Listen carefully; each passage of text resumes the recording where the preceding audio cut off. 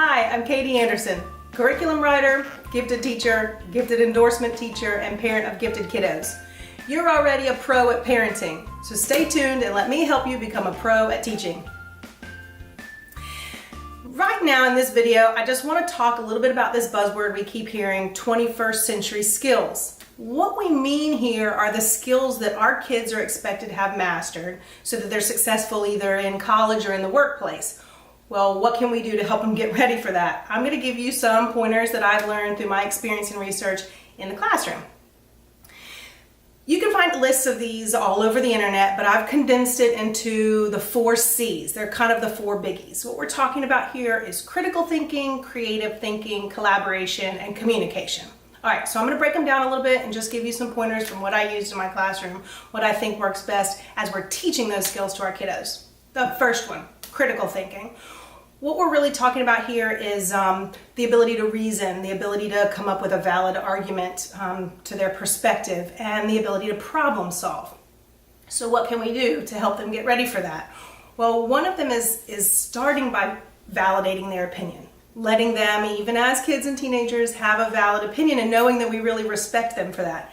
But then taking it a step further and asking them to go and collect evidence, real evidence, facts or statistics or anecdotes that help substantiate whatever that opinion was that they had. So that's one of the things that we can kind of demand of them as far as coming up with a valid argument, coming up with that kind of critical thinking. The other side of critical thinking I was mentioning is problem solving.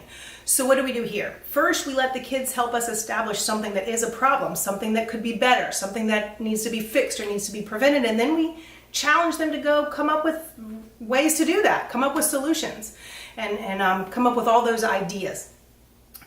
Giving them a real world context. The more real world we can keep this, the more relevant we can keep it to these kids and what they're interested in, the way better we're gonna go. All right, so here's the next one. The next C I was talking about, C number 2, is creative thinking. The mistake I have found a lot of adults and kids especially put themselves into is they think that to be a creative thinker, that means they have to be artistic. They have to be good at painting or drawing. And that's not the case. Being a creative thinker really ties us back to that problem solving I was just talking about. And it's, can you come up with lots of different solution ideas, even if you only put one of them into place? Can you stop and think of many varied solutions to your problem before you dive in on one? So this is what we need to do. We need to extend those problem-solving projects and discussions we have with them, and we ask them to come up with as many possible solutions as they can think of first, and then kind of narrow it down to one they want to try, and then truly encourage them to try it out and not be afraid to revise it as they go, so they don't get stuck thinking, well, there's only one right answer, or there's only one right way to solve this problem. We want to show them that it's okay for it not to work out right. That's part of the creative thinking process. All right, so the next one, the 3rd C we're going to talk about, is collaboration. The collaboration part for some of you out there in the homeschool world might find this to be a little bit more challenging than if they're already stuck in a classroom with 25 other kids. So there are going to be times when you're their collaborator. So what I suggest here that works in the classroom as well, that works with these kids, is to have brainstorm sessions when they're dealing with their problem-based projects. Have them have brainstorm sessions, even if it's just with you, and teach them in that process how to be an active listener. Not listening just to think of what they want their response to be, but to truly be an active listener and pay attention to what you have to say when you throw some thoughts out there. If you do have siblings or other homeschool kids that you can get together with at times to do projects, perfect. But we sometimes expect the kids to already know how to work in a group and forget that they need to be taught those skills. So remind them when they do that in their groups to be active listeners like we were talking about, to make sure that everyone has a voice, that they really truly are heard and they're allowed to and encouraged to give a suggestion, and that once they come up with a plan, everybody does their fair share. So those are the best key ways to teach them how to collaborate in a group.